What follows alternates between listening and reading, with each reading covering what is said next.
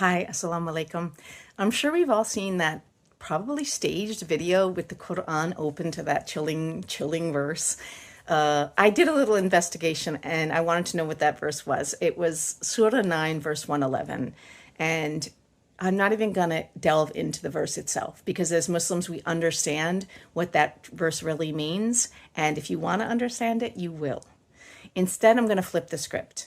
Imagine if I, as a Muslim, took verses from the Bible or the Torah out of context, the way Islamophobes like to do with the Quran. I might start with a verse like Luke 19:27, which says, "But as for these enemies of mine who did not want me to reign over them, bring them here and slaughter them before me." Doesn't sound great out of context, right? On its face, it sounds like Jesus is telling people to slaughter his enemies. But if you dig deeper, you'll learn that the entire story being relayed here is an apocalyptic parable about the coming day of justice and divine retribution. It is not about the action that Jesus will take in this world. If I wanted to cherry pick the Torah, I could find many verses like Deuteronomy 7:1-2, where God commands the Israelites, "The Lord your God brings you into the land to enter and occupy, and he drives out many nations before you. And when the Lord your God hands these nations over to you and you conquer them, you must completely destroy them." Imagine if I framed that verse as proof that Judaism universally commands genocide.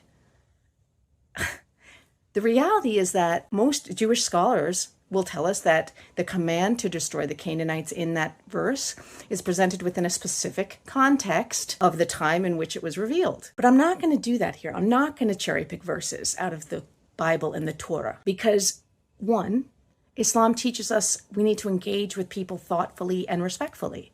And that means not cherry picking verses without context. Surah 16:125 says, "Invite to the way of your Lord with wisdom and good instruction, and argue with them in a way that is best too."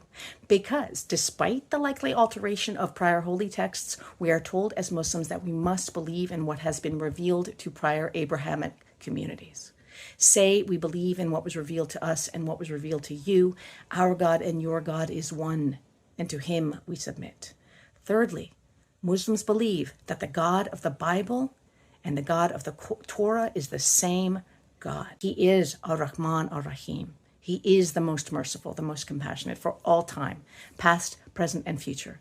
And when we see verses taken out of the Quran in an effort to divide us, that is the work of Shaitan. We need to ask ourselves, what does God want from us? What does Ar-Rahman Ar-Rahim ask of us as Muslims? He asks us to stand for truth and call out injustice, but always with grace and wisdom.